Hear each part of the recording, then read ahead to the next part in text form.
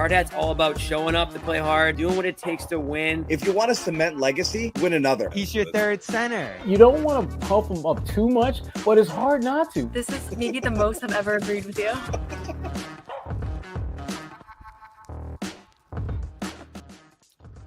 Yeah. Here we go. Amit doing this is just for you. You know why? Because he takes it so personally. When you're like, "Where's the music?" Amit? Yeah, Amit. I love you, Amit. This dude, this Doesn't that dude, sound better than "damn it, Amit"? See, when I say "love you, Amit," this dude produced like 9 hours of live streams today. He's editing in his car while driving to the Garden to make it there to set up a live shot. like a boss. Yeah, that's what he's Like doing. a boss. How heavily prepared are Jimmy and I for this show? Just as I was pressing go live, Jimmy's like, "What are we going to talk about?" I was like, "I don't." That was off camera, man. I was like, "I don't fucking know." Press live, go, ban out. You'd be shocked how many of those shows start that way. Yes, But yeah, yep. the Amit Celtics is won. tough. The Celtics scored more points than the Jazz tonight. They did. That's that. We're gonna spend the next hour and 10 minutes Patriots. until Noah jumps on talking Patriots. Yeah, free agency. Free agency and all that jazz. We'll be joined by Sherrod Blakely momentarily, as well as Bobby Manning, Noah Dalzell down there covering this game, which again, not without. Where's Bobby? Where I get people in my DMs. Where's Bobby? He's fine. He's Everybody fine. relax. Everybody He's got chill. a little. He's got a touch of the KP. That's all. You know. Who doesn't? Yeah. Really? Touch of Who the doesn't? Touch of the KP. Let's bring in Sherrod Blakely. Let's bring in laughing Sherrod Blakely. What's going on? Touching the KP. I love it. I love What's that. up, Sherrod? I've got the black lung pop.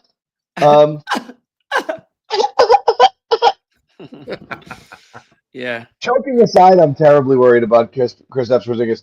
I guess me too. it's hard to. We're not going to spend the whole time there. It's hard to not start there, because it is. What's the word I'm looking for? Bad. Troubling. Yeah. Bad. Disturbing is the word. Disturbing. for I like me. that. That's a good one. Yeah. It's disturbing to me. We will do panic meter tonight. People have been asking for panic meter. We're gonna get a panic meter tonight. Well, let's save it for let's save it for Noah. Yeah, 100%. 100%. It's just too bad we can't play the blame pie tonight. Celtics pulled it off. Oh yeah. That would have been a nice treat. Little blame pie before bed. Maybe we'll still play it. Who knows? Who's to blame for giving up the lead? We can still figure it out. Yeah. I mean, I didn't even pay attention to it because I actually didn't. One, I wasn't worried they were gonna lose, and then also I didn't care if they lost because I know. I didn't think the Jazz were gonna tie it up. That I was like, I didn't think we'd get that close. Yeah, I didn't think so either. And I don't know if the Celtics did either. But once the Jazz did, everyone was like, okay, we're not actually gonna play. Yeah, we're not actually gonna let them win this game.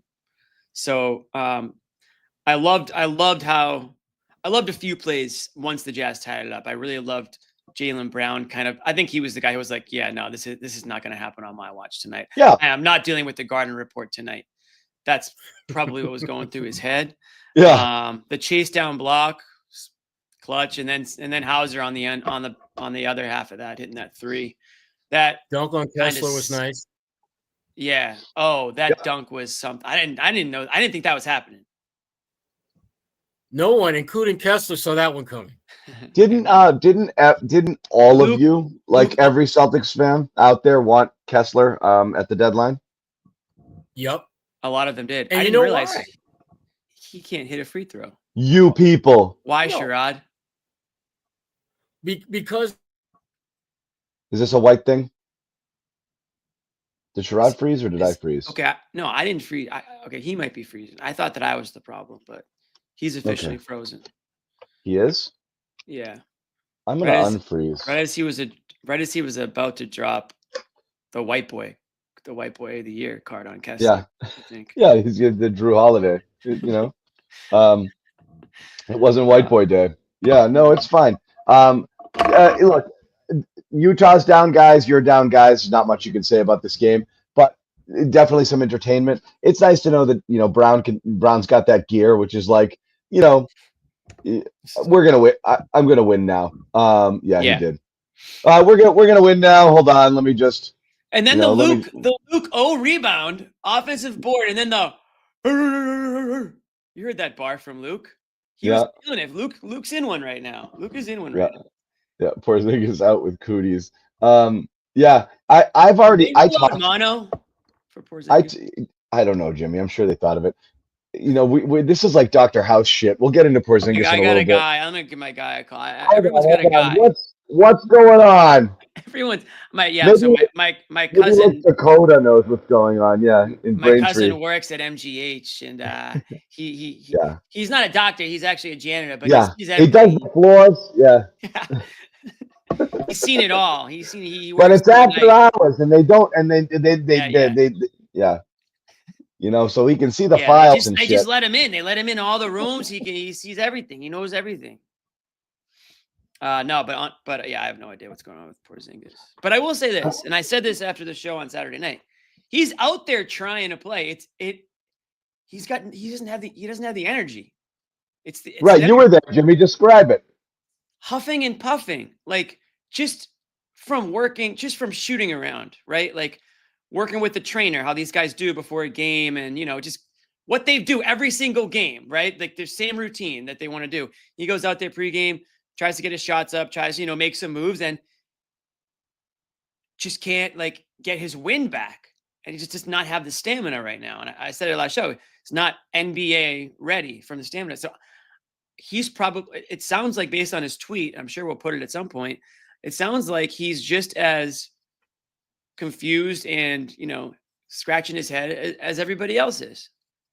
So I don't know, John, but I am going to text my cousin. Sully. Dr. Sully. They call him the doctor. Yeah, Sully knows. Yeah. But yeah, shout out to the guys who did play tonight. Hauser. We haven't even mentioned, I did mention Hauser's. I mentioned his last three of the game. But what a third quarter performance of the ages from Sam Hauser. 1 3-pointer away from the NBA record for threes in a quarter. He had 7. He needed to have 8. And he took 19. These are just like video game numbers. This is like what I would do in NBA Live 2006 with Peja Stojakovic. I would always pick the Kings, and I would just take every 3-pointer I could with Stojakovic because he would hit them all in that game. This is like Sam Hauser's video game type stuff. So yeah. Well, you know what I like? Another guy coming out of nowhere and dropping 30 plus on your head. Yeah. So you like to see that because again, you always want to be reminded that he can do that. And then when he does it and he's not broken and the shot's not broken. And when he goes quiet, everyone's like, if Hauser can't hit threes, he's useless. And everyone was mad because there are some games it's just not going to happen. There's even games where Pritchard's not going to get his shot off. They're bench guys. You're not counting on it all the time, but you want to know that he's got that gear. So Hauser being able to do that and still being a weapon, as long as he's upright, that's good. You like to see that. Also, I do think you like to shoot his back out tonight. Right. You also like to see, we've talked about this a lot in the past, especially last year, when you were trying to figure out what else might you do? For example, and again, it doesn't matter because they didn't need him, but you trade, right? You trade. Well, I mean, because the last year the 1 seed was so locked up, and this year they're pretty much locked into the 2. So there's nothing really matters. So this was last year. I thought around this time was a time to get funky.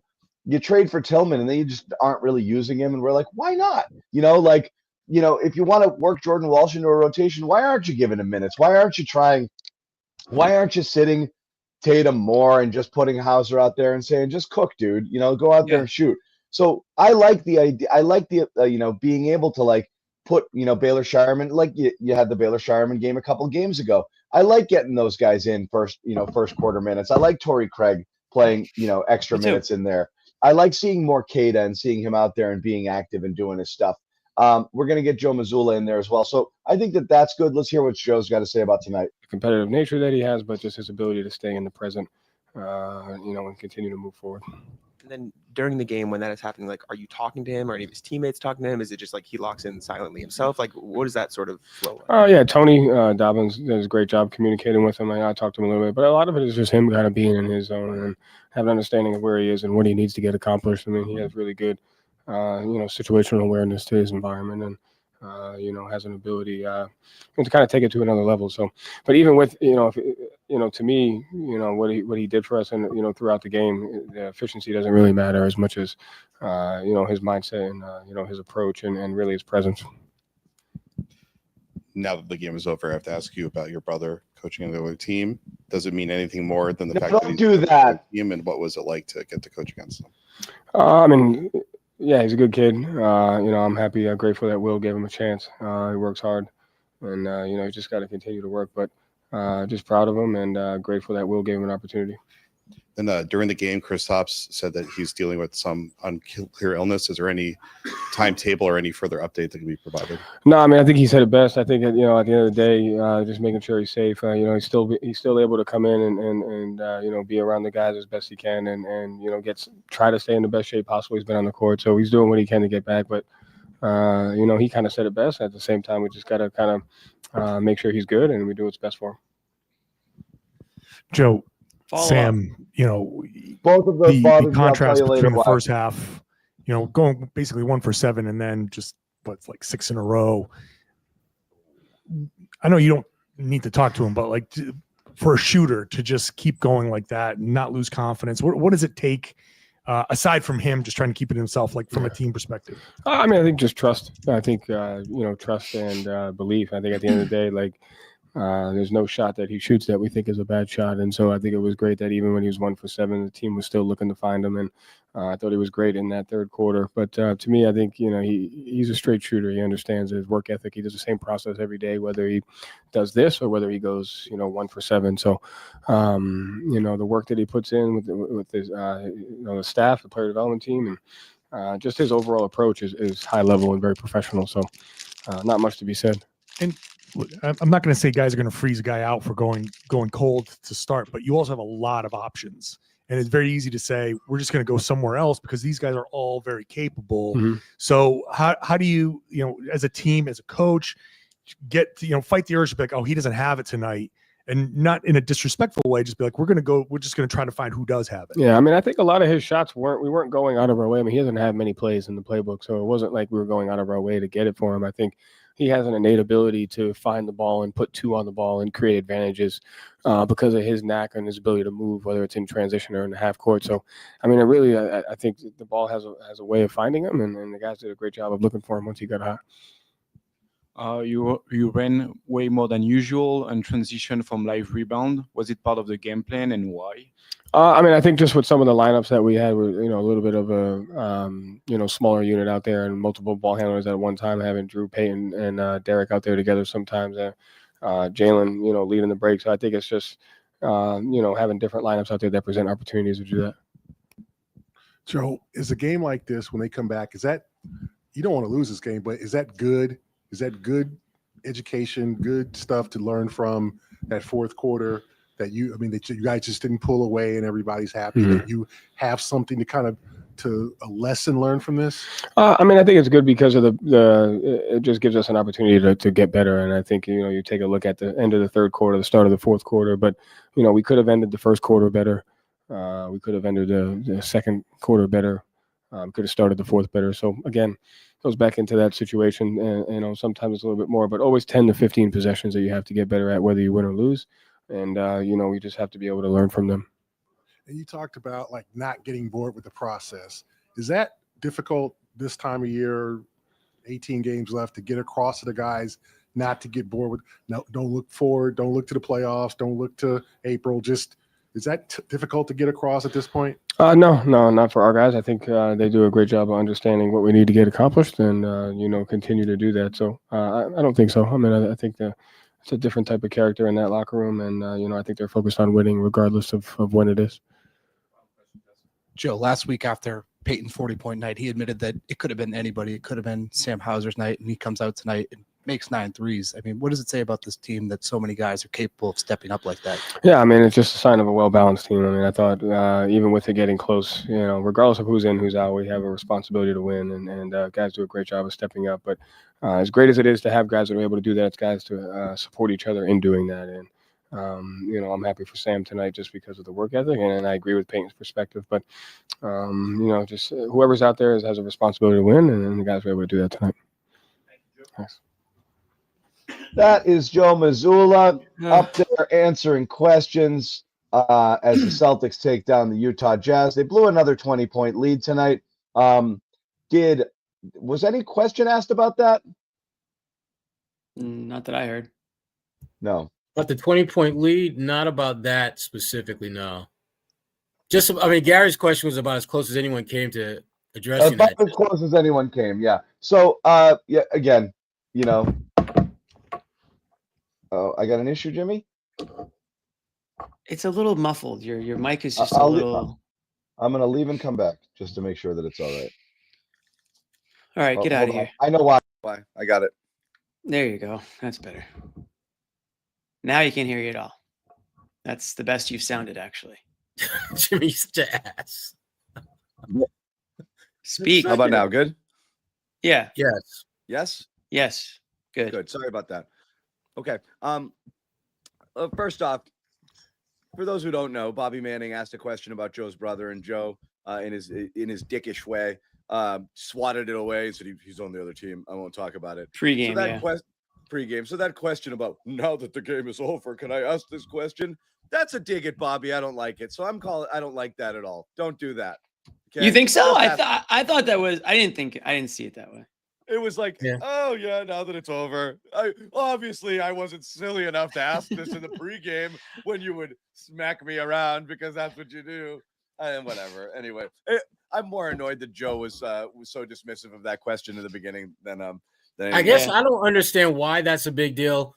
Like when he said post game, you couldn't have said that pre. Couldn't have said that pre. Give me a break. Yeah, again, right. That's me quibbling because I didn't need to see Bobby get a hard time over the most innocuous question. Like, isn't it cool that your brother has a job? And honestly, that's screw you, Bobby. That's a question meant for. That's a question meant for pregame question. It's a pregame, not a postgame question. Yeah, it's insane. Postgame is about the game. I don't want to talk about this. I'm here to talk about the game. If they lost by 30 points, you asking that question? Give me a break. No, it's a pregame question. It's a pregame. It's a pregame softball when nothing matters. Nothing matters. It's a little pregame sidebar. Hey, put this up right before the game starts. By the way, Joe's playing against his brother tonight. Sherrod, like back in the day, that'd be like 200 words. Oh, yeah. Toss it in. It's like when Doc Rivers and they played, let's say, a team that Monty Williams was coaching, and we'd ask him about his relationship with Monty. We'd ask him about that pregame. Yeah. And we all write the same 200, 300 word story because of their relationship. Right. Boom. You're done. 100%. You don't ask that postgame. It's not. I don't like it. I don't like it. I'm here. I'm exactly 100%. I'm looking out for Bobby 100%. But anyway, to me, that's a Mazzulla criticism more than anything. It is fine. I'm taking shots at everybody. Love it. Hey, why not? We're all going down. Anyway, might as well just shoot on the way. So there is a blown lead problem that isn't. I got in a big Twitter beef with someone a couple of years ago whether blowing a lead, whether you can blow a lead if you still won the game. Like, meaning if you had a 21-point lead, then the game was I remember tied. that debate. That thing went on and on. Yeah. My head was going to explode. I'm like, yes, you blew the lead and then you still won. A blown lead is a blown lead. You have a big lead, you lose the lead, you lost the lead. Blown, lost. It was Gained there. the It's lead. no longer there. Lost the semantics. Lead. It's still a thing. It's still happening. It's really just hard to take much out of a game where there's basically nobody playing. Yeah. And especially when, it's one thing to blow a big lead when you're playing Cleveland, when you're playing Oklahoma City, but Utah at home? No, should not happen. Should you have won by 25 points? No, but it shouldn't have got to the point where you're tied in the fourth quarter. This is a team that is trying to not win games. They're trying to lose. And and they were without some of their guys too. It's happened. marketing. Clarkson. It's happened a little more than my liking since the Cleveland game. I think this is 4 times it, 3 times, certainly At least 2 or 3. Cleveland, Lakers, and this, and then I'm missing one more. But anyway, it is what it is. What it is. In that thing, I don't love it, but also Joe didn't care. This was a clear, like, you guys figure it out. The 9-minute mark when it got like to 8, he's like, nah, not doing it. Well, yeah. And so I think this was a drill, and it was fine. And again, it wasn't threatened, but they did it again.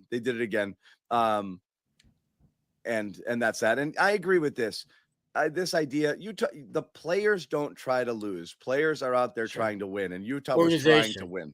Yes, the organization is not putting the best players out there. It's an organizational issue, not a player issue.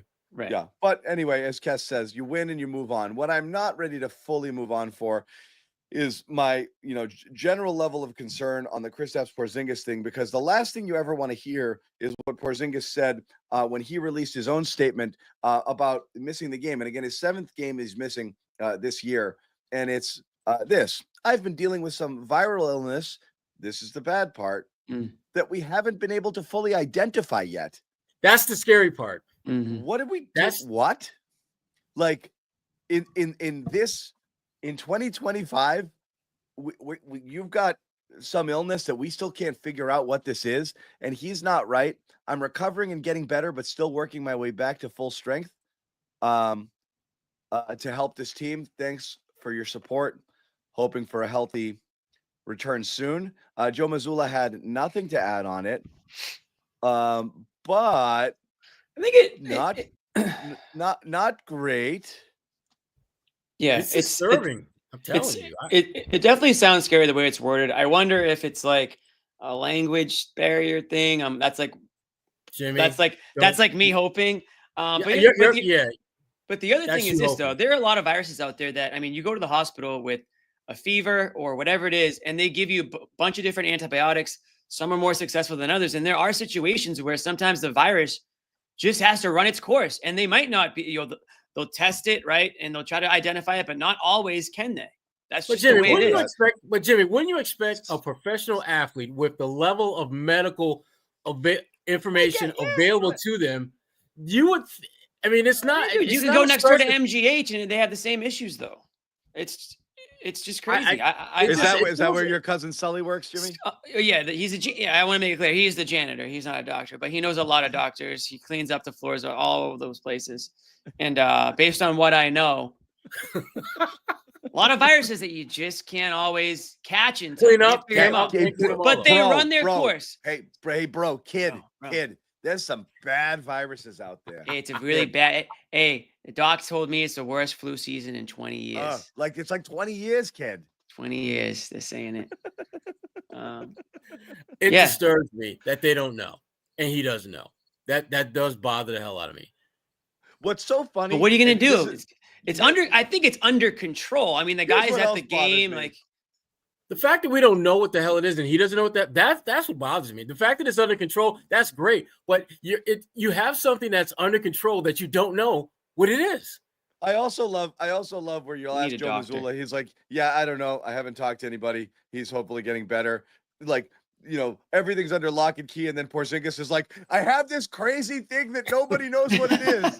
You're like, shut up. Shut up. Nobody knows. Teams of doctors are looking at this. The first of its kind. Yeah, it almost feels like they're like setting us up for him to be out for a bit. Like with that tweet and like with just like kind of Mazzulla's answer. Trust me. Yeah, my cousin. Trust me, bro. This is real. My uncle had something similar. He was out. He's out of work for a couple of weeks, so Porzingis is getting close. Yeah, it's probably the same thing. Yeah, my uncle had something similar. He's a plumber, but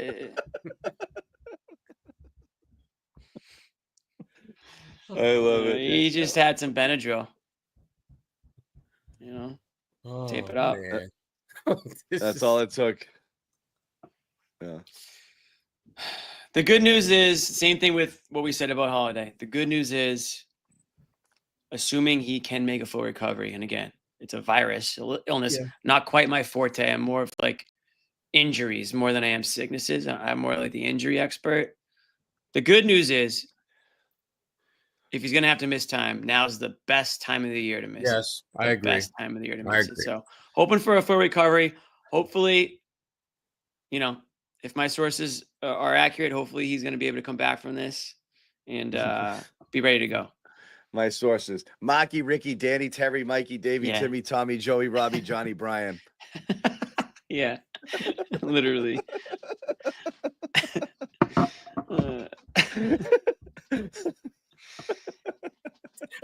Say it again. Yeah, my cousin Leo. He's a Maki, he's a Ricky, chef. Danny, Terry, Mikey, Davey, Timmy, Tommy, Joey, Robbie, Johnny, and Brian. Yeah, my cousin Joe. He works at MGH. He works in the he flips burgers, but all the doctors go down there and eat, and they tell him everything. This is guys. It's Utah. Like, I don't know what to do. It said, I talked for like 3.5 hours earlier today about Patriots free agency. I was like, you did some serious work. By the way, you should plug that if anyone didn't watch it. We do. We'll talk more about that, but you can check out a lot of good Patriots free agency stuff. Any moment now, something can happen, and like pop, so people will be jumping over to that other channel, and that's fine. I'm waiting for Cup. I'm waiting for Cooper Cup. I want wide receivers still. Yeah, could be terminal. Yeah, Jesus. Yeah, it could be good. I am waiting for Cooper Cup. I actually think that's going to happen once he gets released after the league year starts. That'd be nice. Yeah, it makes too much sense. Nobody left. Yeah. What do you think? We won't get into it now. No, we won't get into it. But so this is the thing that it's happening. They got to kind of deal with this. But again, it doesn't burgers. OKC loses to the Nuggets heading into the Celtics game. Ooh, there you go. That's a bad thing. Yeah, it's bad. They're going to lose 2 in a row. Damn. Whatever.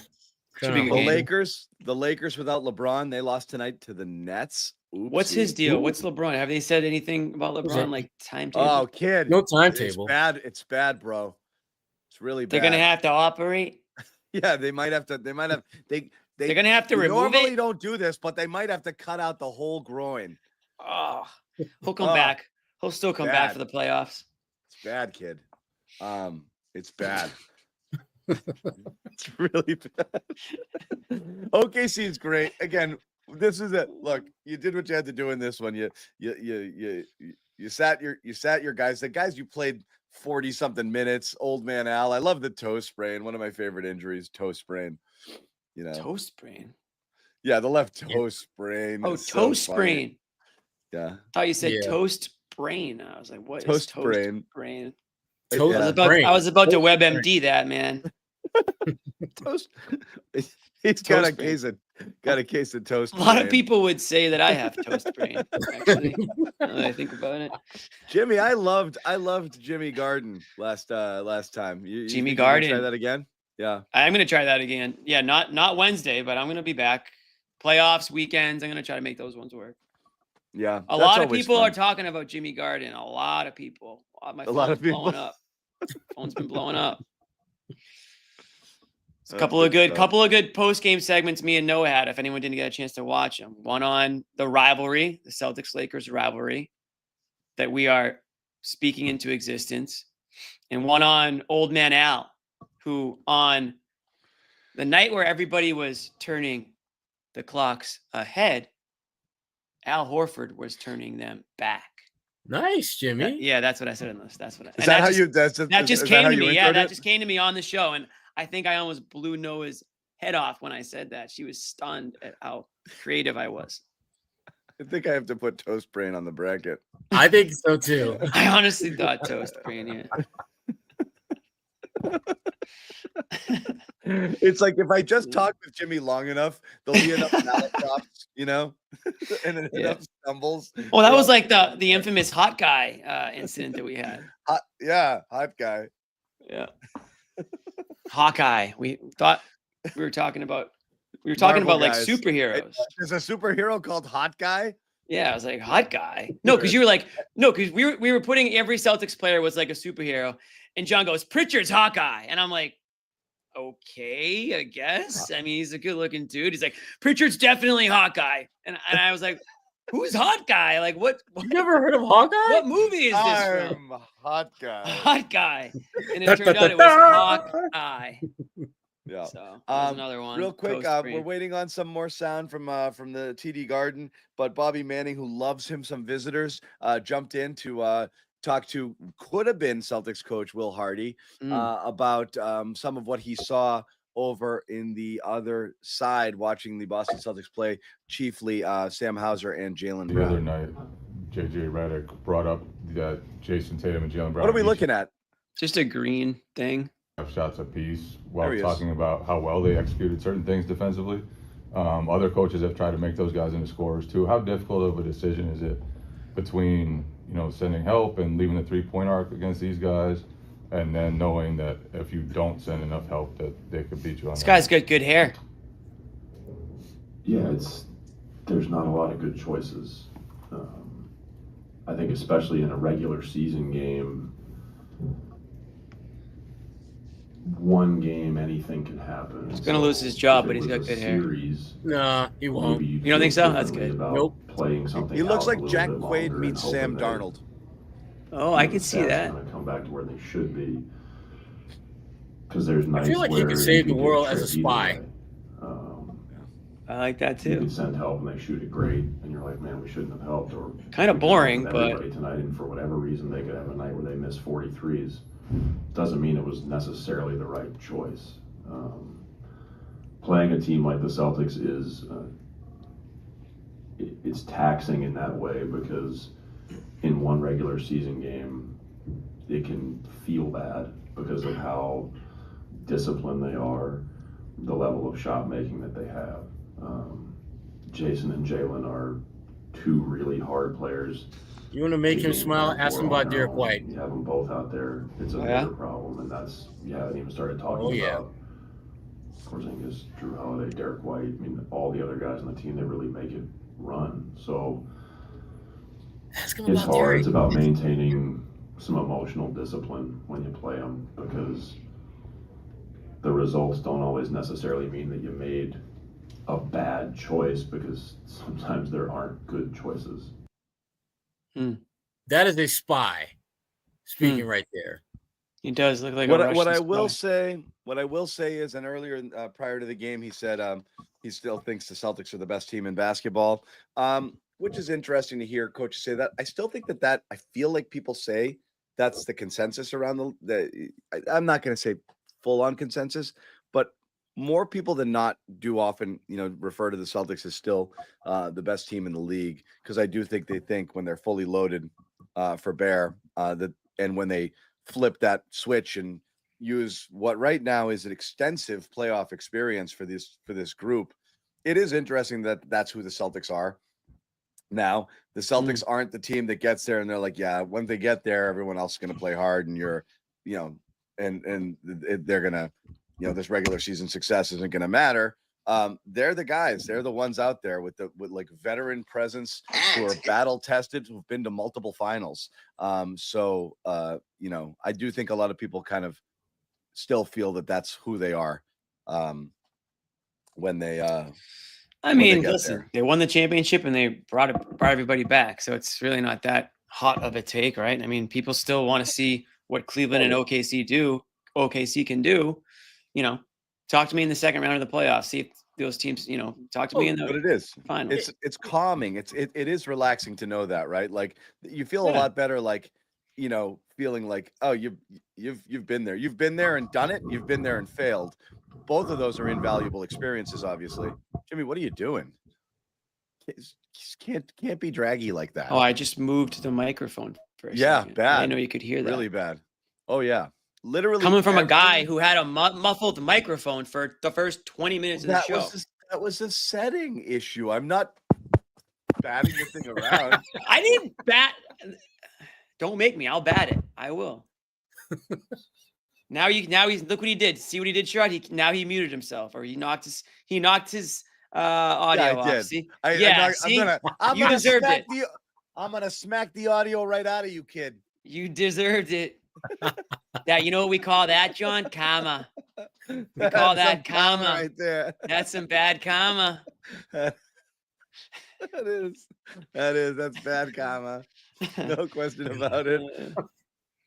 Yeah. There you go. Look what you did, you little jerk. I did. I definitely did it. Yeah. Look, it's Utah, guys. It's Utah. It's Utah. That's all we can say. I mean, what do you want? Just be glad the Celtics pulled it off. We would have had to do like 10 minutes of like how they blew the lead. A fake anger show. Yeah. I couldn't do that one Yeah, either. exactly. I said 10 minutes. Yeah, everyone they're like, get mad, John. I'm like, I can't do it. You know, like, oh, rage out. I can't. We're saving the energy for Wednesday. Wednesday's game matters. Is tell you about our pals over at Prize Picks, official sponsors of the Garden Report. And again, you watch this show, you know how into this we are. We dig it. Prize Picks, bang, right there on the screen. Great daily fantasy sports app. Play 5, get 50 instantly when you download the app. Use that code CLNS. You pick more, you pick less.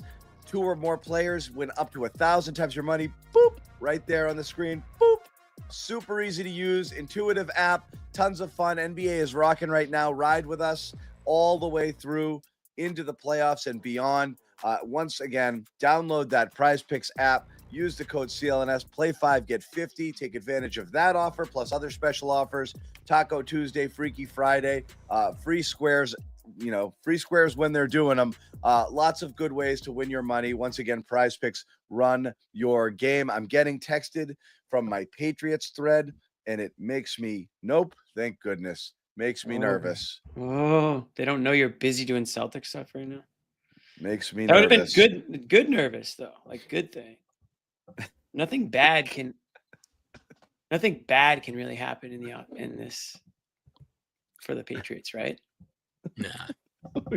We refuse to talk about this game. No, we can talk about the game. Remember when Sam Hauser hit those threes, kid? That was freaking amazing. You know, and then what? Yeah, listen, I already mentioned it. He had seven threes in the third quarter. It was unreal. It really was. I don't know no one's had a weirder season than Sam Hauser on this Celtics team. It has been a weird season. The guy's gone stretches. Yeah, roller coaster. The guy's gone stretches without even being able to play. Then he's played and he's just looked completely off. I imagine because he's not playing enough and he's probably uncomfortable out there and the back is stiff and whatnot. But give credit to the training staff or whoever's rolling that thing out for him, because on a night like tonight, I mean, he did miss. He took 19 threes, but in that third quarter, he could barely miss. And, you know, people have said it on this show. Noah's a huge Hauser guy. Basically says that, you know, Celtics go as Hauser goes. Not like that, but if Hauser's having a good game, typically means the ball is moving around. And, you know, he got his looks tonight. Different. He was allowed to get his looks tonight, you know, because without Tatum out there and no Porzingis and Horford, he had obviously more playing time, but there's still other shooters on this team. But Hauser went out in there, was aggressive. I imagine that was something that they, you know, talked about, or at least they wanted to all, you know, let Hauser get his. And again, it's like last week when Pritchard and White both dropped 40 out of the, you know, kind of out of thin air. Sam Hauser tonight drops 33 on you. And I guarantee you there's nobody on that Utah team who had Hauser, you know, the top 2, 3, 4 guys on their, you know, watch list, if you will. Well, he's the ultimate wild card. Nailed it, Jimmy. Watch list. Celtics, yeah, you're a team that lives and dies by the three, and he's arguably the best flat-out three-point shooter you have. And so when he's on, they become unbeatable. So to me, him and Porzingis to me are the ultimate wild cards for the Celtics. When they play well, they're damn near unbeatable. When either one of those guys is on. So yeah. What I will say, and again, you know, people want a little bit of game action. We'll talk a little bit of game action. Though they let that lead slip away, I do think that when it was kind of winning time, you know, as we said, the grown-up showed up. Jaylen Brown puts his head down, goes right to the basket, you know, gets fouled. Drew Holiday makes a corner three. Yeah. Yeah, which is which is great there as well. Then Brown goes to the hole and dunks it on Kessler's head. Then another kick out to Sam Hauser, and that was the dagger shot, another three. Derek White with both of those assists, finding both Holiday and Sam Hauser for those threes. And all of a sudden, 103 with 3 minutes to go was 112-104, 90 seconds later. So, that happened. And then, it didn't matter in the game itself, but I did like watching Drew Holiday just literally rip it out of John Collins' hands at the end of the game and just run away. So that's again, the only way John Collins wasn't taking a shot. This was a career night for him too. He took more shots in this game than he has ever taken in his life. And I mean, really? Yeah. At a certain point, they said 0 for 8 from 3 after Collins missed a 3. And I thought they were talking about Utah. And it was not Utah. They were talking about John Collins himself. I mean, he was in Chuck mode like I've never seen him in Chuck mode before. Just 30 shots. Damn, I didn't realize he took that many. Yeah. Remember all the trade rumors around him and the Celtics for a little bit there? Are you kidding? When he was free agency. Every 3 months there was a Celtics John Collins rumor coming up here. Yeah, it was significant. So again, when it came to closing time, they did what they had to do and lock this thing down. And we'll spend more time on it when we get there, like when Bobby and Noah jump on. But like, I don't know how you're not super excited. I don't want to place too many eggs in that Wednesday OKC basket, but It's a big game. I'm pretty jacked just to see here.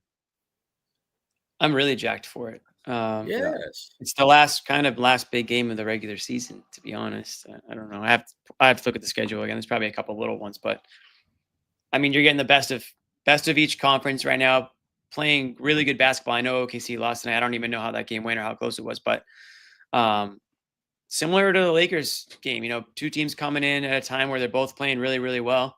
The energy on Saturday night was insane.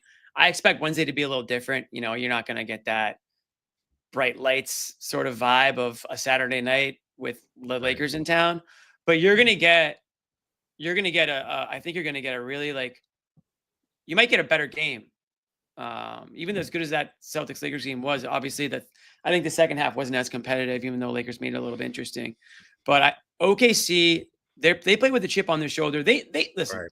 They hear everybody, kind of slighting them. They understand that nobody believes that they can do it in the playoffs right now because they haven't, and they hear it when whether it's coaches or players or media says, Celtics are playing like the best team in the league right now. They hear all that stuff, so they're coming in with something to prove, and the Celtics probably want to prove that they can beat them too. I mean, we know that they get up for these games. We know Jaylen Brown will be ready to go. Although the chat keeps saying, is Jaylen Brown hurt? I didn't see something like that, but after he had the dunk on Kessler, came up a little. Yeah, and the camera got off him real quick, which I was kind of surprised. But it looked like he was holding that right calf or something on the right side. So assuming these guys are, physically able to go, there's going to be no shortage of the effort and everything like that you're going to see Wednesday night. So it's going to be an intense, physical, I think, up and down, running gun game. And the OKC is their style of play is tough on the Celtics. Yeah. Young, athletic, fast, tough on defense. They're deep. And deep. I mean, that's to me, that's the one thing that separates them from pretty much everyone else in the Western Conference and the East, for that matter, relative to the Celtics, is that they're one of the few teams that has deep talent. And that's something that, again, they wear you down over the course of a game. There's just absolutely no doubt about it. And that's going to be the challenge for the Celtics to withstand that, which was good that they were able to give Tatum the night off. You would have liked for them to not have needed Jaylen as much as they did. You would like for his minutes to have been a little bit lower. Same thing for D. White, but you'll take it. You'll take it. John, what are you fired up about in this game? You brought it up. I had an unpopular take the last time when they played, that the three wins in 4 game, trip that they had there, which included Houston, Minnesota. The Minnesota game, they didn't play great. The Houston game, that was a good game. A Denver team, an ugly Denver win against a team that didn't have Jokic, that was not great. And I said, you're really only going to remember one thing from that road trip, and that's how OKC punked you. Not just lost, how they literally just turned it up to 11 and in the fourth, in the third and fourth, and just blew by you. It was bad. And everyone's like, shut up, John. 3 out of 4 on a road trip is great. And I said, that's not what I said. I said, that's what you'll remember. And that's what we remember, because that's the only, you will really only care about 2 teams in the entire league. Last year, you cared about almost none. This year, you care about 2 teams. How are they going to do against Cleveland? And what happens against OKC in the finals if they get there? Are those teams legit as good or better than the Celtics? I don't know, but you split 2-2 with Cleveland, including blowing a lead in that last game. And again, you're without Porzingis, so take it with a grain of salt. But you lost.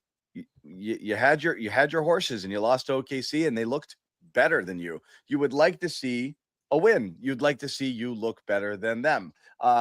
As your last. This is exactly what I was going to say. I was about to say this, but Joseph beat me to it. Yeah, you did actually remember all 4 games, so you were wrong. Yeah, but I'm wicked smart, kid. Like that's yeah. We remember what are we talking about? That's it. Everyone's like, "Whoa, geez, it's not like I feel good about the Celtics because of that game where they beat the Nuggets without Jokic." No, the litmus test. The litmus test does not run. It's not a long list of teams. There's only a few teams that make the list. You care how you measure up against. Well, the East. What did we say about the Knicks? What did we say about the Knicks? They can't beat anybody good. They can't beat anybody good. Yeah. So that's what teams would say about any contending team: Celtics, Thunder, Knicks, Lakers. If they couldn't beat the good teams, that's going to be the first thing anyone ever says about them when it comes time for the playoff matchup or the playoffs or whatever. So. It would be if the Celtics drop it Wednesday night and both these teams meet in the NBA Finals, OKC would be the favorite in that series. Absolutely. And that would be a big reason why. Yeah. They'd have a better record and they would have won the head-to-head. So why would they not be? Obviously they're playing well to make it to the finals. And even if the Celtics did make it to the finals, and they could even cruise to the NBA Finals if you're the Celtics. Because really, I don't think many people really give anybody a puncher's chance except Cleveland. So it's pretty much just waiting for Cleveland and Boston to meet in the Eastern Conference Finals. Any other 2 teams I think would be considered kind of an upset, whether it's Knicks, Bucks. I mean, really after that, who are you even talking about? Magic, if they can ever get healthy. Pacers aren't there. There's nobody. There's really nobody else. Am I missing any? Am I missing a team in the East right now? I think so. No, there's nobody. Nobody. No, not really. So, the West has more competition, whether it's the Thunder, the Lakers are playing well. The Warriors are playing better than just about every team in the league right now. They're a hell of a team to watch out for going into the playoffs. And then you've got Minnesota, they've been up and down. Those 4 teams stand out to me. And then Denver, right? Denver could, obviously make noise if Jamal Murray can go on a run, and you've got the best player in the world in Jokic. So the West has way more competition. Yeah, Houston's come back to earth. Houston, I forgot about Houston. I mean, they're not. It's not Houston. I like the talent. They're just young. Yeah. It's not their time yet. They'll make it interesting. They'll make it difficult. I wouldn't want to see them first round if I'm the West. Just don't. I don't see them. Winning 3 straight rounds and getting to the NBA. No. But yeah. Have you guys watched any Warriors games at all since Butler's gone over there? Yeah. They're good now. You see, it's crazy what like that can do to a team just to like rejuvenate the rest of the roster, Well, what's happening with them is similar to what we saw early on with the Lakers, in that your best player has a lot less weight to carry now that he's got someone who's frankly very talented. You look at how easy the game looks to LeBron these last 15, 16 games before he got hurt. You look at Steph Curry, he's still giving you big numbers, but there's an undeniable reality that Jimmy Butler makes his job easier.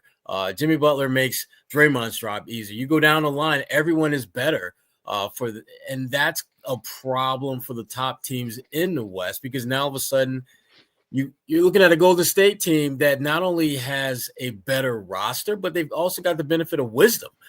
They got guys who won chips. They know what it's like to be in those tough, gritty, grimy situations in the playoffs. And they just added a guy who has carried more than one team deep into the playoffs that, frankly, wasn't very good. The team, I mean.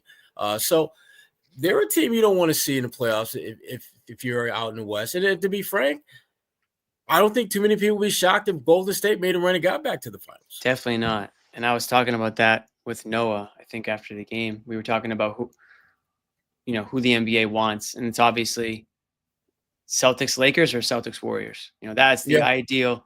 Everything else is a huge ratings drop as far as I'm concerned, on a national scale. Obviously, if Celtics are in it, Boston's going to watch. But I think if you're talking about what the NBA wants in order to get, the ratings fiasco behind them, that would just be an unbelievable series. I agree, Jimmy. Anyway. I want to ask what do you want guys more?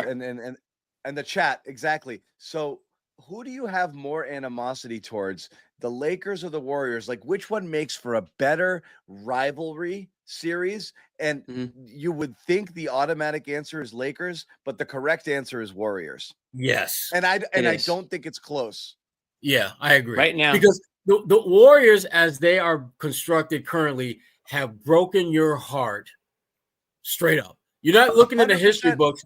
You're not focusing on Magic and no, this is freaking Steph Curry. It's 100% recency bias. Yeah, that's the point. That's the point. Whether it's the Warriors and Curry or Jimmy Butler over in Miami, he's done it too. So now you've got Butler. Butler is a villain.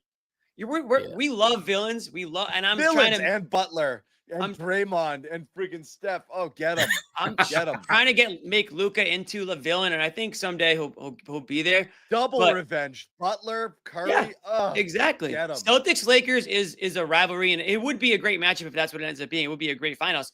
But it's more to do with the history of the franchises and LeBron factor, of course. And you've got Luka. So again, there are definitely some added elements to it. It's not just Celtics Lakers. It's LeBron, it's Luka.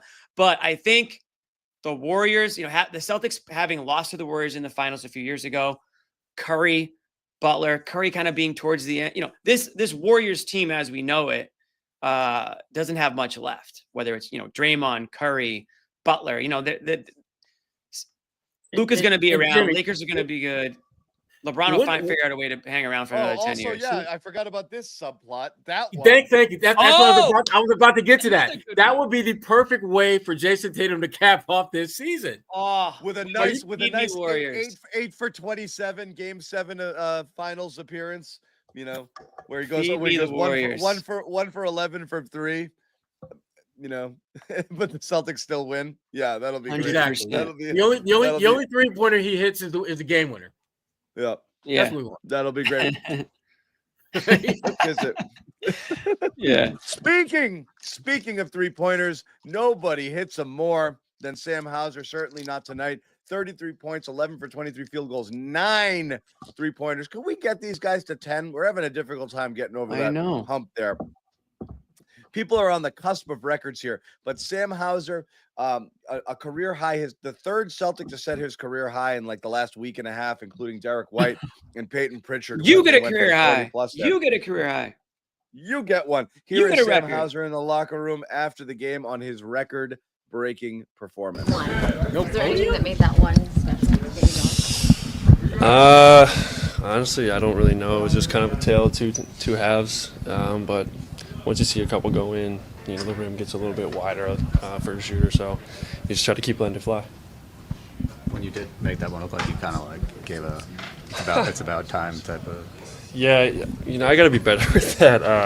Sometimes when you miss open ones that you think you should make, you just get mad or frustrated real easy. So I've been working on it this year a little bit. But sometimes you just need to let it out.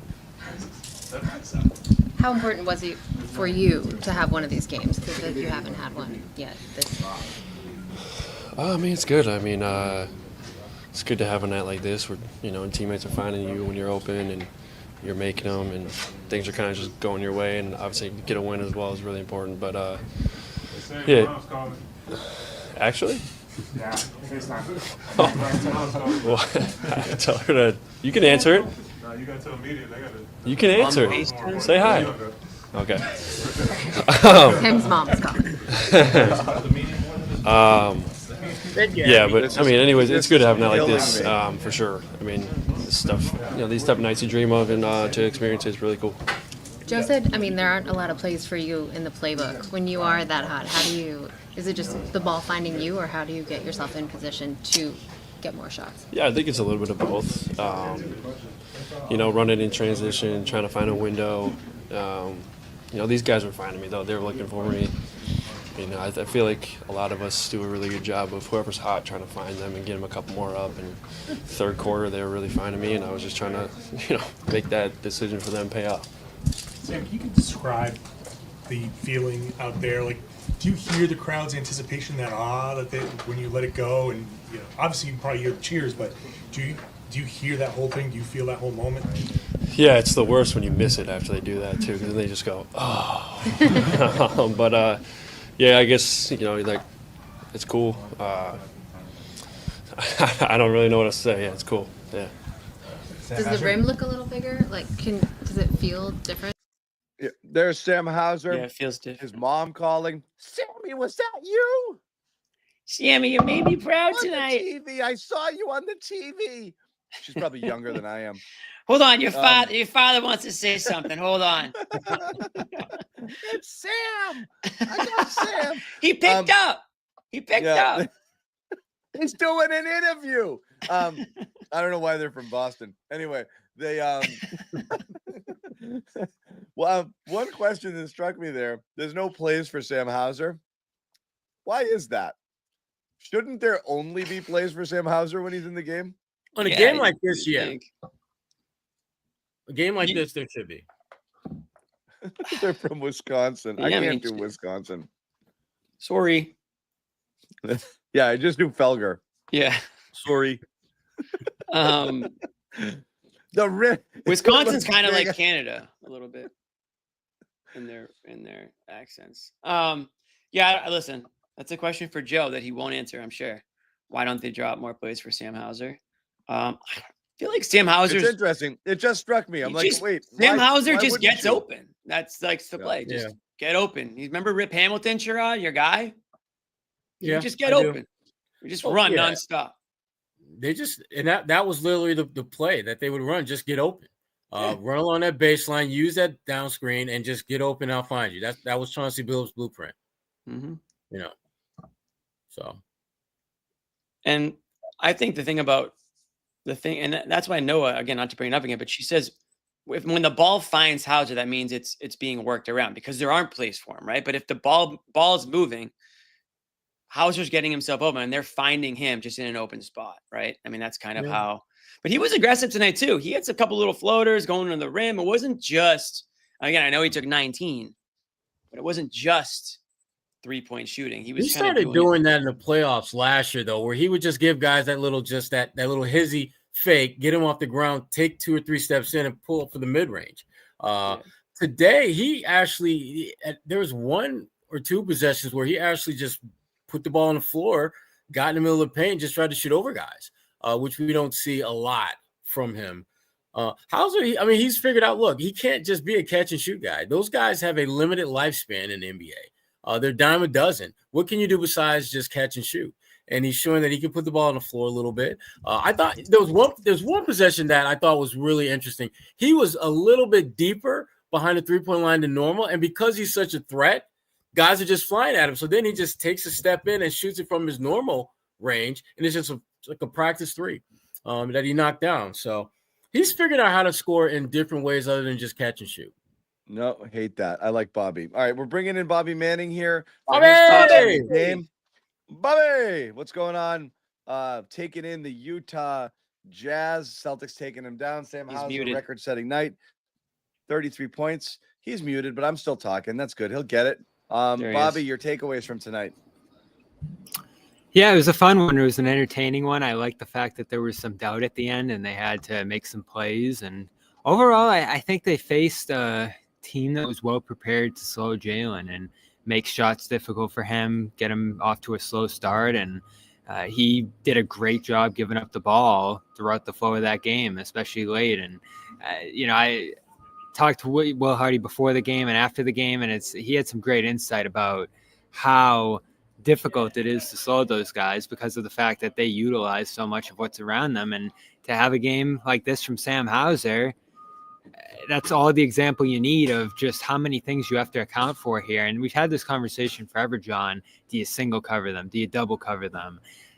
You can't just pick one because they're able to solve the defense that's in front of them. It might take them a little while, and it certainly took Brown a little while in this one, and he saw crowds in the paint, and he made some mistakes early.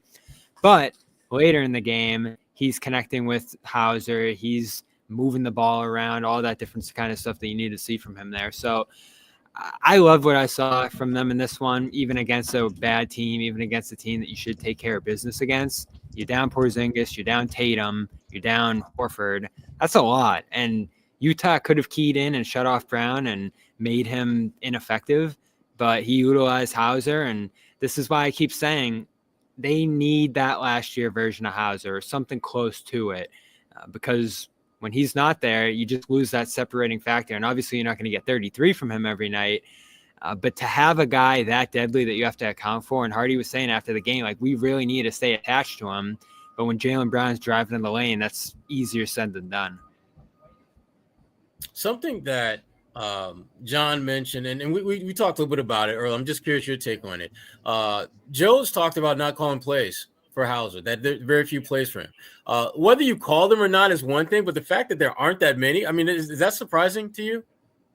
Considering he's your best he literally is your best three-point shooter for a team that loves to take threes. I think you saw a few later when he got going.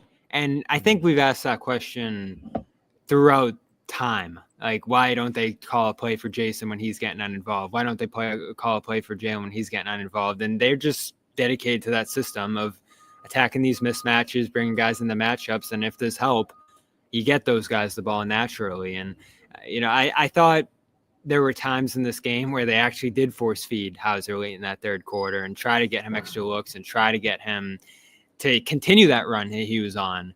And it was something to watch there in the third quarter, just the level to which he got going there. It's never happened in Celtics history before, that kind of streak in that short amount of time. We're talking like 11 minutes where he's pouring in pretty much all of his points in that quarter. So, yeah, I do think there's always a balance between running what they want to run and having that free-flowing system. And it's worked so well for them over the last 2 years here with getting a guy involved who needs to be involved more consistently. And for Hauser, I think it's less the involvement and more the health. Like, is he ready to go night in and night out? Is he physically able to perform at this level night in and night out? And from the very earliest point in this season, when that back thing first came up, I said, that's a big deal. Like, this is your seventh man, right? Or something like that. But his absence when he hasn't been there, has been absolutely substantial, because Torrey Craig, Sharman, Walsh, we love these guys, but they can't approach this. 33 points. I mean, you just don't get that as a bench wing out of anybody really across the league with this kind of shooting efficiency and this kind of deadliness out there. So he's like, I'd border on calling him their X factor for this playoff run. Like, you need him available at the very least, I think, to be the kind of team that you want to be come playoff time. Yeah, I mean, we've talked about the problem. My dog. The main thing with Hauser, why he's so valuable, is his value over replacement. You can't, if he's not working, your bench goes really short. If you're forced to play Hauser 8 minutes, 9 minutes because he's getting picked on defensively or the shot's not falling, you can't justify his minutes. Your bench gets real thin real fast, and you're playing massive Jaylen and Tatum minutes, and you're really struggling when Tatum is sitting there because you just don't really have options behind that. You're playing a lot of double big lineups, which have been good, for them at times, but it just changes what you do and how you do it. And, your ability to go in and out of different types of lineups depending on your matchup, because you're not getting enough out of him to justify having him play. So he's definitely valuable there for sure. Someone they have to have back at some point or another is, of course, Kristaps Porzingis. And we have a very strange update prior to the game. So, Bobby, I want to get your thought on this. A couple of things. before we wrap. And OKC, of course, coming up. But your thoughts on Porzingis, and we'll put the his message up on the screen. Dealing with some viral illness, have not been able to fully identify yet, recovering, getting better, still working my way back to full strength to help this team. Thanks for support. I'm hoping for a healthy return soon. Not the best thing and not what anybody expected. All we'd been hearing from the Celtics is, yeah, he's working his way back. I think what spooked people is viral illness they haven't been able to fully identify. So we've got a team of doctors trying to figure out what's ailing Kristaps. He's out there trying to figure out why he still doesn't feel well after all this time, and nobody has any idea. Okay, that's not great. Like at all. I'll feel better when they figure out what it is. And then there's a plan because right now you're just shrugging your shoulders, and all it is he shows up each day and he still feels like crap and they're not sure why. Yeah, and wasn't able to get in touch with anyone from the Porzingis camp tonight. Only thing I did hear is that there is just kind of like a turning over of all the stones to try to figure out what this is. And if that's where they're at in this process, I can't imagine he's close to returning. So, that's all I have on this. I don't know what to say about it, and I don't even know what it could be here. So we're all just kind of speculating, but that's where we were going into this game too, where he misses a game, comes back for a game. I think he looked all right in that game. He came back and then misses, 6 straight now after that. So it's ominous. Doesn't seem like a good thing here. And good word. All we can do is speculate on that, what it is and how serious it might be and how much time he could miss here. But to me, this signals some level of frustration from Porzingis, whether it's just over not being able to figure this out, or there just not being clarity on when he'll be back, and just wanting to get a message out to fans. Because the team could have done this, John. They could have sent out a release and said Porzingis is working through X, Y, and Z. He's going to be back at some point here. Joe could have done that before a game instead of saying he's getting really close. Because to me, and I might be wrong, because again, I don't know this, but this update doesn't scream to me that he's going to be back on Wednesday. And Hauser said that in the locker room, hopefully he's back on Wednesday, Friday, if not. So I don't know if that's coming from a place of knowing that he could be back Wednesday or Friday. And if that's the case, then there's no story here. But for Porzingis to put that out himself at halftime, to me, is significant. And I don't know why it's significant, but that's not normally how you do this. Right. That was odd. We were talking about that. They've been tight-lipped about it and just being generally vague and downplaying it and just being like, he'll be back. He'll be good when he's good. And then he's like, nobody knows what I have. So again, we're not trying to be a doomer about it. You'll just feel better when you know. It's almost like waiting for the MRI. Speaking of which, we have now waited what if it's both 7 minutes into this show, and maybe an hour and 15 minutes since the game ended, and Jaylen Brown has made his way to the podium. So let's listen to what a little Jaylen has to awkwardly say. on your knee there. Did it kind of bite you there when you landed?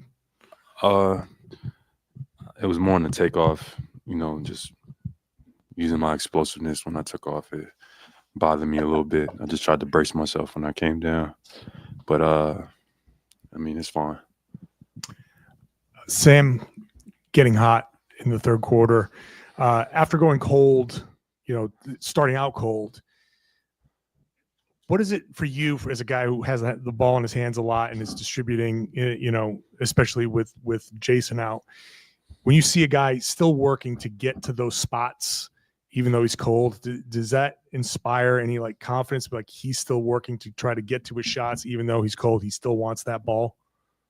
What do you mean? What's the question? So he's out there, he's cold, right? He's not losing confidence in himself. He's still working. He's still getting to his spots. He's still presenting himself as an option. Sam Hauser. Yeah. Like you as a guy with the ball in your hand, as a distributor, does it give you a little sense of confidence? Like he still wants it. He still feels it. Yeah, absolutely. Yeah. That's a part of our offense, is just creating space for one another. And Sam is, even if he's not making shots, he's a threat because he can get hot at any moment. So teams have to respect that. Tonight he was able to, get it going from downtown. But even when he's on the floor and he's not making shots, just continuing to get to your spots, spacing the floor, because he's still, at any given moment, Sam can go for 4 or 5 threes. I think teams know that, so that just proposes a threat. You don't want to give him open looks and get him going.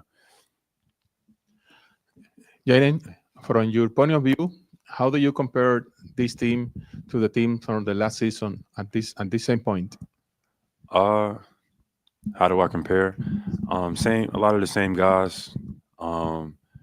Different year. We had to make adjustments throughout the year. I feel like that has made us better. And we're poised. We're more experienced. We've been there before.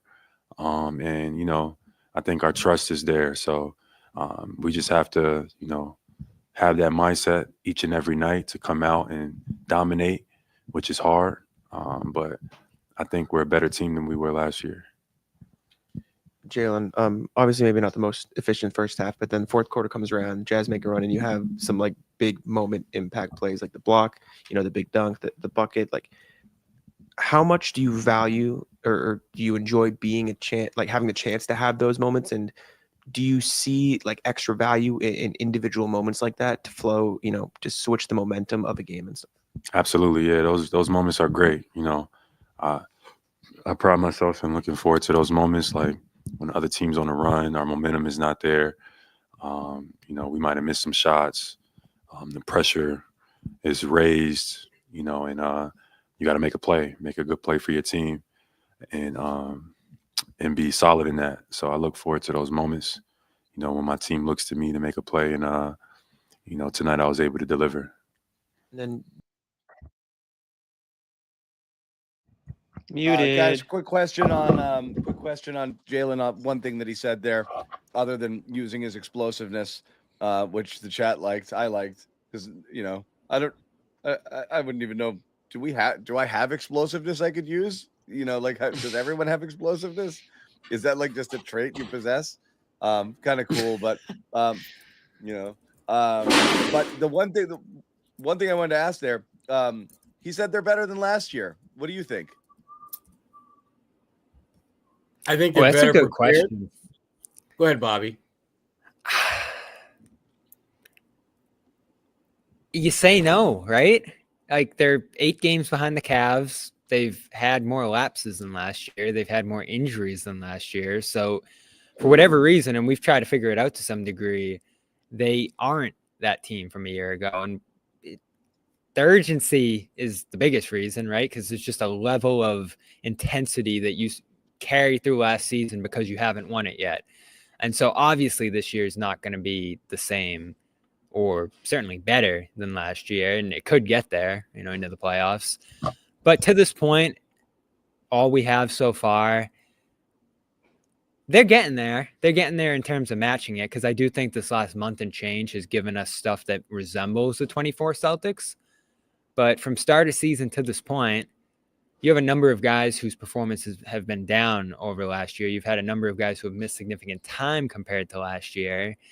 So if you're just looking at the results here, and certainly just the record, I think it's only like a game or two off where they were last year. So it's not a significant difference in the record, but just how the season's progressed and what they've looked like through the flow of it, it's not as good as last year. And that's fine. You can still win a championship and have it not be as dominant and just great as last year was. It'll still be a championship. But just in terms of that question, are they as good as last year? To this point, they haven't been. If you're going to go by records, then I would absolutely agree. But I think the fact that they've had as many injuries, they've had a lot of setbacks, they've had, the inability to sustain a long lead, and yet, lo and behold, they're just a handful of games off the pace that they were last year when we thought they were flawless. I think having gone through all that adversity and still not being that far removed from where they were a year ago, I think they are better because they've been able to withstand that adversity and not be significantly depleted by it. If you look at a lot of other teams that would have gone through, like your second or third best player missing as many games as Porzingis, having a starter / 6-man Al Horford type who is on load management where they don't play any back-to-backs, I don't know if you'd have the second best record in your conference. I don't know if most teams could be that good having gone through. And I do think, Bobby, it's going to help them come playoff time because, again, when things get a little rocky, they're going to be able to handle that because they've been through that for an entire season. But to your point, if you're going by the record, then absolutely, this team isn't as good as last year. But I think this team is better prepared to win in the playoffs than last year's team was. So a year ago at this point, 51 game and difference. 14. I think you can make a case. Sorry, I think I'm on a little bit of a delay, but what I was going to say was you can make a case either way. And I've gone back and forth on this team. I've been pretty down on this team at points this year, but I think the reason why you can say they're better this year is because their role players are better. Pritchard is way better this year. Right. Cornette, in my opinion, is way better this year. I think True. Hauser's Facts. doing things. If he can get healthy, if Hauser can get healthy and stay healthy, I think you can rely on him just as much as you relied on him last year in the playoffs. I mean, tonight's a great example of that. I think Tatum's better this year. I think that Derek White's better this year. You can make a case that even Al Horford's having a little bit of a stretch here where, he's looking like either better or just as good as he was at points last year. So you can put him and Jaylen Brown right now is playing about just as good as anybody in the league post All-Star break. Two-way basketball, right? Offensively and defensively.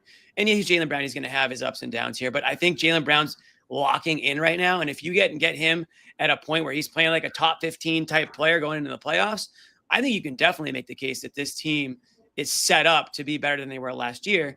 And quite frankly, they might need to be because we were just kind of shitting on the East, but they had such an easy road last year to the NBA Finals. I don't think it's going to happen this year, even though I do think the Celtics are going to cruise to the Eastern Conference Final. I shouldn't say cruise, but I think they'll get to the Eastern Conference Finals. They'll play the Cavs, and I think they'll beat the Cavs. But I think the road to get there is going to be more difficult, assuming the rest of the teams in the East can, either stay healthy or get healthy, where it just didn't happen last year. And that's part of the consideration is they might be worse this year because the competition around the league is better. It's tough to tell which one of those it is, especially when they've been this version of themselves when healthier. And again, what I love most about tonight and what we saw for so much of last year is doing this when you're down 3 rotation guys. They did that all of last year, and they've done it more consistently of late. Certainly last week, you're just beating teams left and right with multiple droves of guys out of the lineup. And that's what made them so dominant, so consistent last regular season. And then the playoff matchups, we're still, kind of gauging, was it the road? Was it their level of dominance? I think this postseason will tell us a lot about that because you're right, Jimmy, and it's inevitably going to be harder. There's no way that this path this year, this run that is in front of them is going to be as easy or easier than last year. And again, no fault of their own. You can't control who's out on the other side, but key guys were out in those spots, and there's just a greater level of competition this year. So that makes it tough to judge here too, but I think just a little worse, John. So the reason I don't think worse is because they haven't tried yet. They're 4 games worse, having missed key players for significant stretches of time, when last year they were blessed with remarkable health pretty much throughout the season for when games mattered. And they're 4 games worse record-wise than last year, and they haven't even flipped the switch. So I think that's what Jaylen might be referring to, is like, we got a better overall unit this year than we have last year. And that's to Jimmy's point.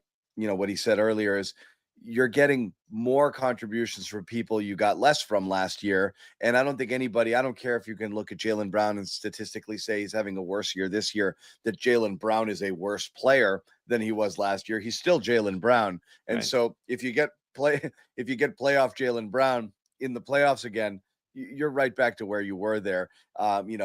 People might talk about a holiday drop-off and this and that. I think almost everything that you can look at from any sort of performance drop-off perspective has had to do with health. And the rest of it overall has to do with they've been playing with their food most of the year, kind of half taking it serious.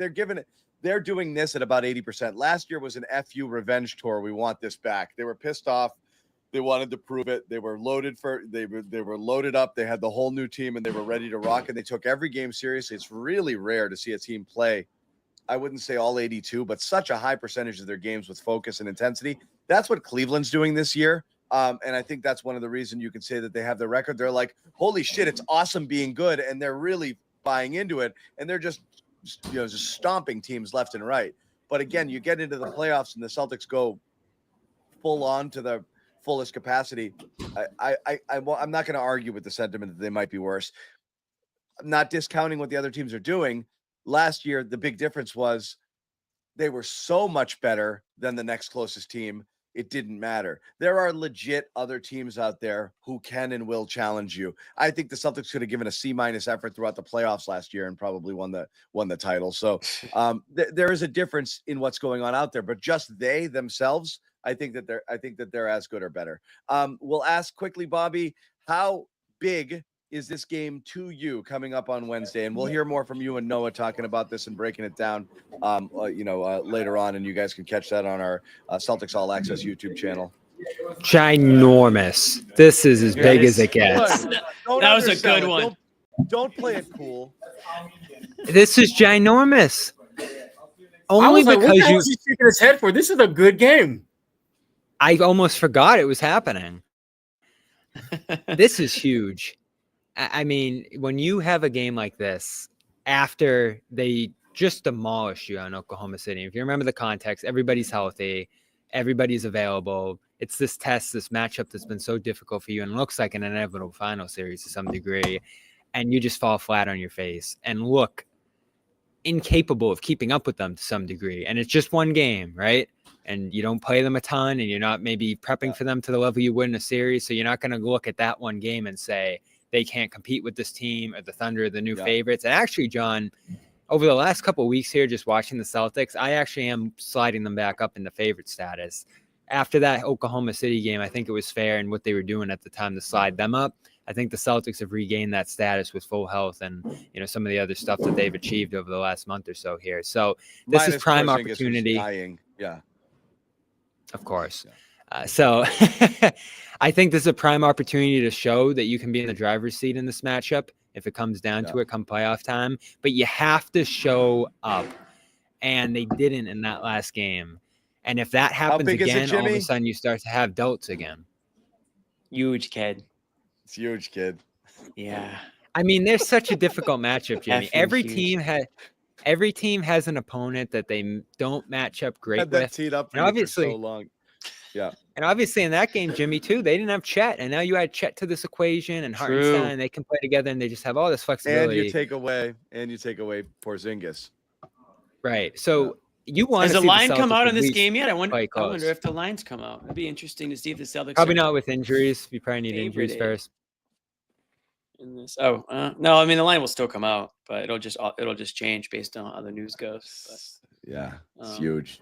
It is Nothing yet that I can see. No, nothing. If I had to guess, Celtics 2.5. That would be the highest, I think. Yeah. It just feels like. I I'm mean, thinking again, 1.5. Okay. Especially with guys inevitably out, or Yeah, Porzingis right. at the very least, you would think. Right. It's gonna be a great game. So it's gonna be a good. So the Nuggets won tonight. Is Jokic the MVP again? Because all that matters is who wins the game that everyone's talking about. Or did people not even know they played tonight? And since the other one was on national TV, it's SGA. Does it matter that Jokic went for 35, 18, and 8 tonight and put up 140 on Oklahoma City? They're a tough matchup for the Thunder. I think if you're the Thunder, you're saying we don't match up great with the Nuggets. And that's how it goes. They took it to him over the But weekend. the other key number there is Jamal Murray, 34 points. He's been the guy this year. He's the key to their success because he has not had a good season, or at least he didn't have a good start to the season. And he's starting to turn it on a little bit. And he's a dog. So if he can get going, he can bring the Nuggets. Him and Jokic can take them pretty damn far. And in the playoffs, By the way, they're just a physical. Yeah. What's that? After that bad start, his numbers have really normalized. They're almost identical to last year. But yeah, even in that game, the last game that we saw between the Celtics and Nuggets, it's like the worst start you could ever imagine. And then he's Jamal Murray by the end of the game. So it's been a weird season. I can't really identify why he's been so erratic. But yeah, he's the barometer, Jimmy. And then on the Thunder, Jalen Williams left tonight's game with a hip injury. So that could be a factor Wednesday as well. Oh, huge kid. So we'll see what happens there. Kid. You know what though? You don't get the full test if you don't have everybody. And again, the Celtics will probably be without Porzingis, and who knows what's going on with Jalen Williams there. So we will see. But this is a fun game. It's Wednesday, ending a long home stretch there. Everyone will be back down there checking it out. So it should be a lot of fun. Naturally, we'll be here. We expect a big crowd and to have you all in here and then some. So please jump in and join us on Wednesday night. Should absolutely say that over on Patriots Press Pass, offering memberships with bonus content, but you don't need bonus content to jump into what we're doing right now, which is a ton of news in and around free agency. Multiple live streams today, and I expect a lot more tomorrow as the legal tampering period was really tampery today. I'll say tons of it was tons tampery. of signings, hands very handsy. A lot of people were tampered with everything. It was a crazy day, and again, there's still a lot more to sort through here. Some Patriots fans. Did you give him a grade for day one? Did you guys grade out or? We were kind of talking about it. I think the general consensus was A for effort, B for the players. Like they tried. You took a big swing. You missed on Godwin because he didn't want to go anywhere. Yeah. He wanted to stay in Tampa, and you left you 20 outbid million, them by 20. Leaves 20 million on the table. That tells you there was nothing you were going to do to get him there. You overpay market to get the big D tackle there, who initially had signed with Carolina, and the Patriots flipped it. Milton Williams, that was done. Philly's guy there, their D tackle, and they must have picked up the phone and said, "Stop! What's the deal? I'll go 7 million over," and they did, and they got that. They got a good second corner opposite there. Look, I said this beforehand. This was my general philosophy. Everyone's going to talk about like, well, you saw Laramie Tunsil get traded, and he's a legit, elite left tackle, and we would have paid that price. And Metcalf, everyone's like, I would have done. I don't know if you would have done that. I don't know if it makes you better. I think you're a team with this many holes. I think trading a bunch of picks is always a little sketch. And Metcalf signed a huge deal after that. And Metcalf signed a huge deal. I don't love Metcalf, but I like that deal. For a guy I like a little better, I would have traded a second and given him all that money.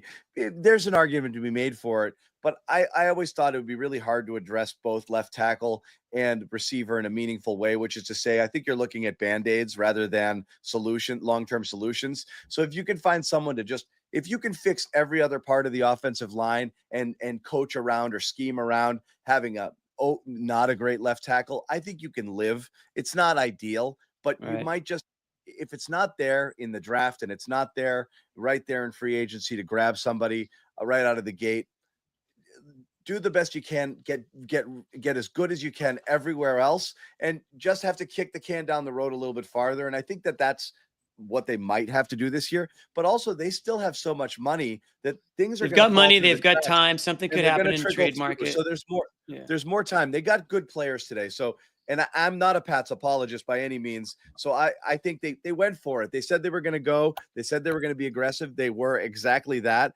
There are some people that just don't want to play here, and you have to live with that, or want to play somewhere else more. Right. Well, that's going to happen now. It's going to happen in New England now without Brady at the helm. But my friend Danny said it best. Shout out Danny. He said, "You don't win the offseason without overpaying." Yeah, that's it. This isn't going to happen. Cup's going to get released when the league year starts. The reason nobody's trading for it is because his contract is outrageous, and no one wants to pay the 3-year $80 million deal that he signed. So they can't find a taker for anything. You don't have to trade a thing. It's just a matter of getting Cup to sign for something that you think is reasonable. I think they're going to get one. I think they will find their way to one or two receivers that might not be perfect, but people will feel okay about, or feel okay that they might do something, and people will feel a lot better. But when your only receiver was Mac Hollins, and then you're looking around like, come on, kid, we got to do better. Got to do better than that. Another number 2 kid. Like, come on. Yeah, no, you kidding? 3. That kid's a number 4. Yeah, I know. I think Cup would be great though. I think Cup would. I know he's up there in age, but those are the guys that are available. Those are the guys you can get. So hats off to Taylor doing the good work. We will have some film review stuff coming out on that premium channel. If you sign up for All Pro tier or higher, you get Taylor Kyle. And guess who's back in town? Reviews. Larry Fitzgerald, Logan Josue. And Josue. Is he coming? Oh, Josue. Oh, Josue. Is he coming? What is this have to do with the Patriots? What a segue. It's just I don't know. Related news. Is it related? But anyway, check out Taylor. Sorry, it just popped into my head. Yeah, it's the opposite of related. It's a complete. We forgot to left mention turn. it. Sorry.